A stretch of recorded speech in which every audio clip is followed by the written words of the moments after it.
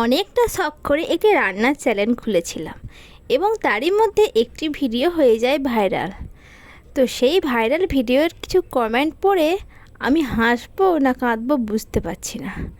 সেই ভিডিওর এমন কিছু কিছু কমেন্ট আছে যেন তারা আমাকে মনে করছে আমি একজন প্রফেশনাল শেফ এবং কেন আমি সুন্দর সুন্দর ভিডিও করে সুন্দরভাবে প্রেজেন্ট করছি না।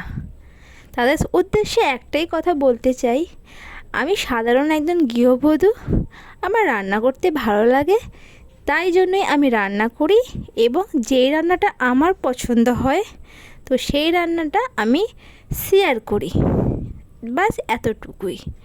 আমি কোনো প্রফেশনাল শেফ নই যে তোমাদেরকে খুব সুন্দর সুন্দর রেসিপি সুন্দরভাবে একদম পারফেক্টভাবে প্রেজেন্ট করতে পারবো।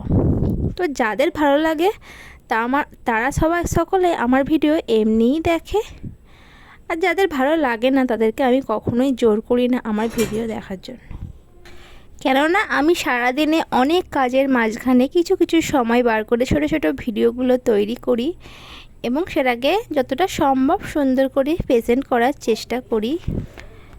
আর আমার কাছে না আছে আইফোন আর না আছে খুব সুন্দর একটা মোবাইল যার ক্যামেরা হবে একদম ঝাঁ চকচকে। তোমরা ক্যামেরা কোয়ালিটি দেখে বুঝতেই পারছো আমার ক্যামেরাটা অতটা ভালো নয়, আর আমার পক্ষে সম্ভবও নয় একটা নতুন ফোন কিনে তোমাদের সামনে সুন্দর সুন্দর ভিডিও তৈরি করা। এছাড়াও একটা ভিডিও তৈরি করতে গেলে অনেকটা পরিশ্রমের প্রয়োজন হয়, সে আমি যতটুকুই কাজ করি না কেন।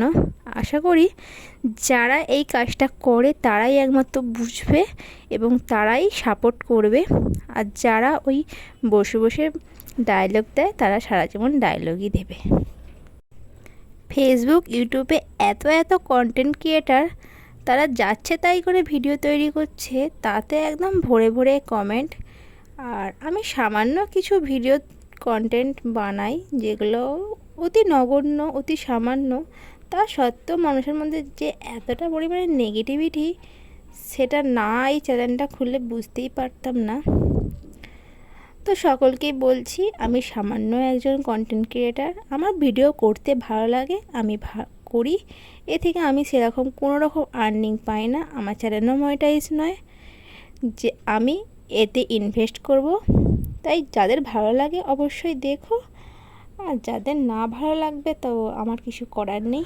এতটুকুই বলার ছিল। সকলকে অসংখ্য ধন্যবাদ।